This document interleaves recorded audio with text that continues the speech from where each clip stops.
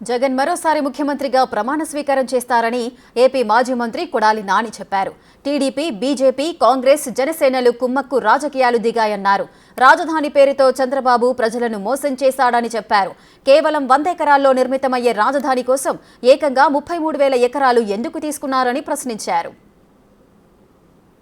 సూర్యుడు తూర్పును ఉదయించకుండా పడమరనైనా ఉదయిస్తాడేమో కానీ జగన్మోహన్ రెడ్డి గారు మే నెలలో ప్రమాణ స్వీకారం చేయకుండా ఆపగలిగినటువంటి శక్తి కానీ సామర్థ్యం కానీ ఈ రాష్ట్రం ఉన్నటువంటి పొలిటీషియన్స్కి ఎవరికి లేవు.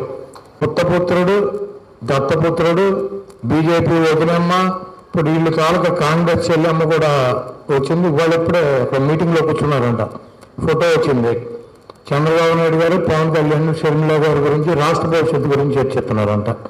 మరి బీజేపీ అలయన్స్ కట్ అయిందేమో, మరి వెళ్ళి సోనియా గాంధీ గారి ఇంటికి వెళ్ళి ఆవిడతో కూడా మాట్లాడొస్తారు.